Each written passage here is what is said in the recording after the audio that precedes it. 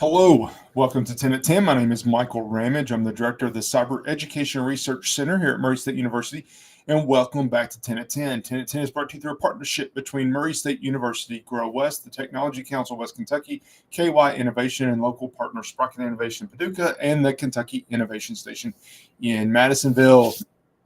Welcome back to episode 160.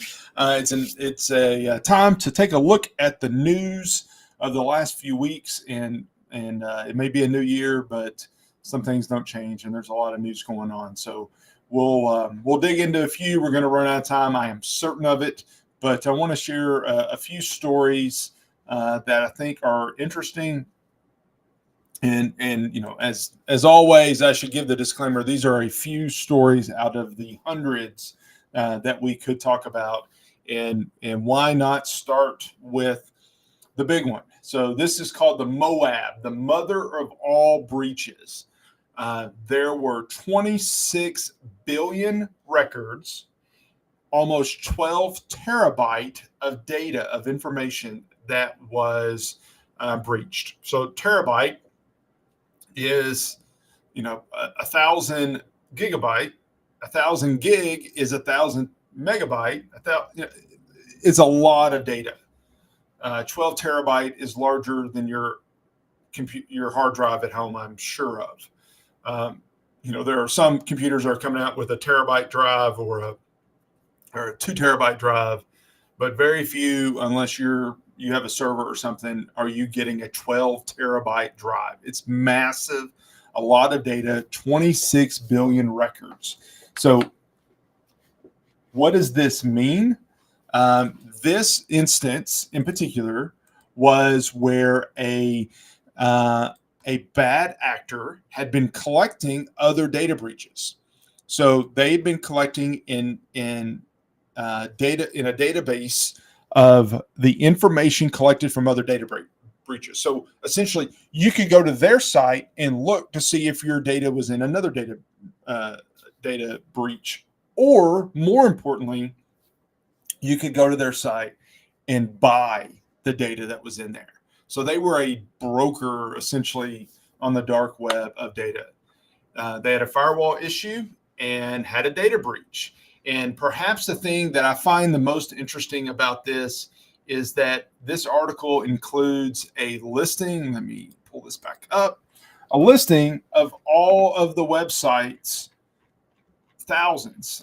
It said either 2,000 or 3,000 plus websites that were part of this breach. And you can just scroll through all of these data or these websites that were part of this. Some of these, like here's LinkedIn, but some of these you don't know.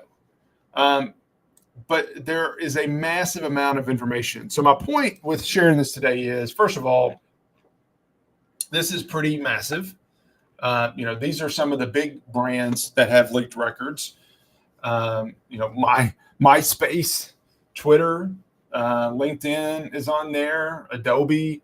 There's a lot of names that that are on this list. But the point is, if your data has been part of a data breach, it's probably not sitting in a black hole somewhere. It is being shared time and time again. So if you're not taking steps to ensure that you are protecting yourself, then you need to do that right now, because there's certainly things that are going on.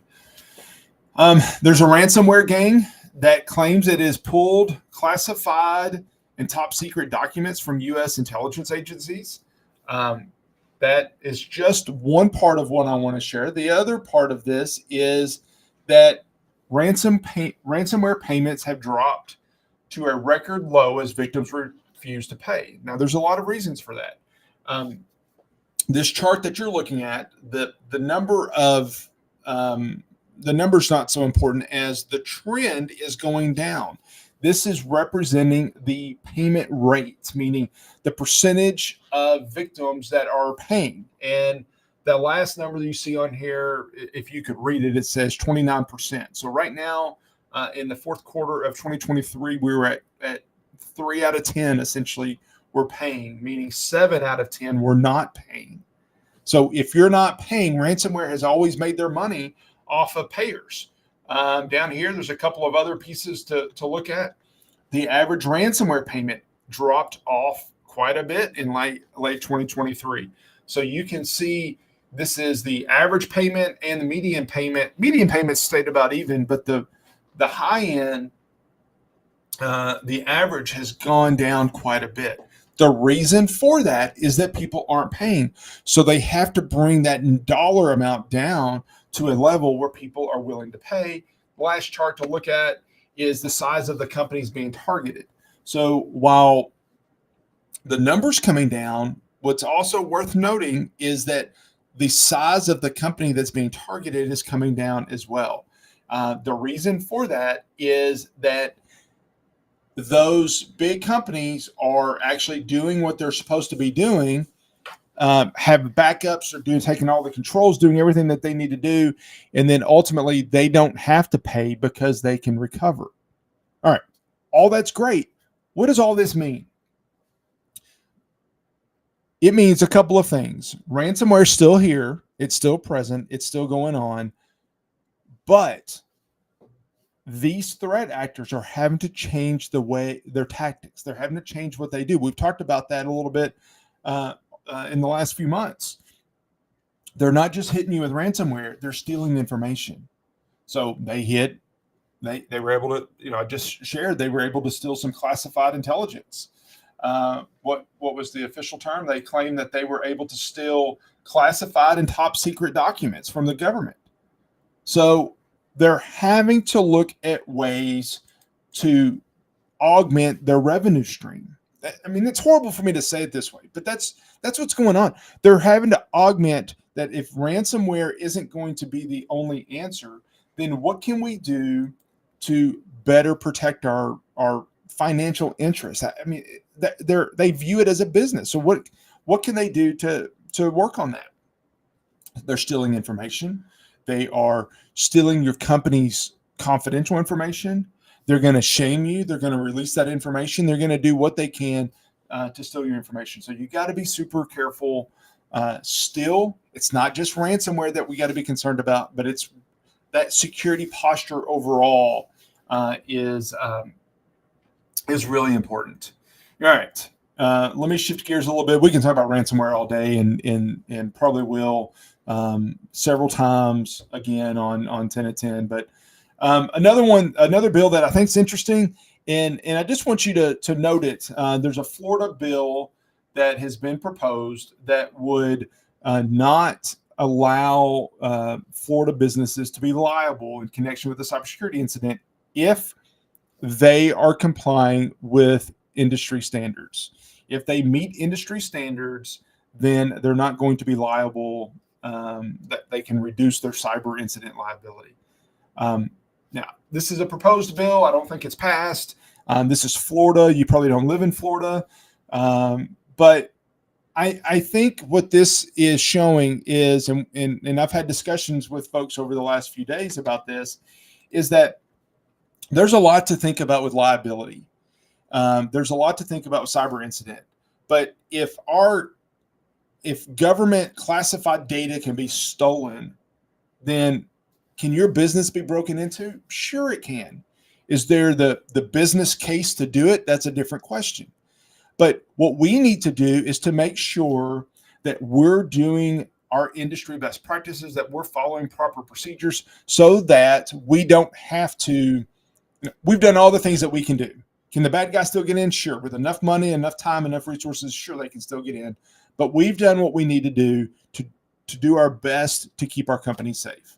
There's an ROI on the hacker side. There's an ROI on the company investing in security as well. And we follow best practices. We've done what we should do. We're looking at our risk. We're maintaining this. We're updating it. We're complying with industry best practices. Then the Florida legislature wants to give you a break on that. So I think that's valuable. Last one, and I'm certainly out of time, but we've talked about AI quite a bit.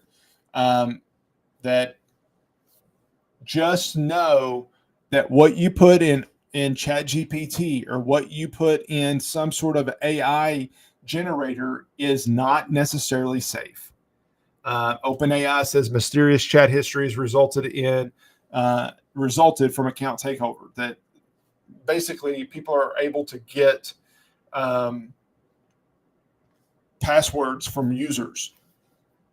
If don't put your password in AI, just don't put your password in AI. That's really the point of this. Is just assume if you're putting something in ChatGPT or some sort of AI tool that it is possible that others can see that information. So just don't put your passwords in there. You shouldn't share your passwords with your neighbor, more or less. Put it online. So just be careful about that. As I said, we're going to run out of time. We're over time. Thank you very much for joining us today, and I'll see you next week back here on 10 at 10. Thank you. Bye.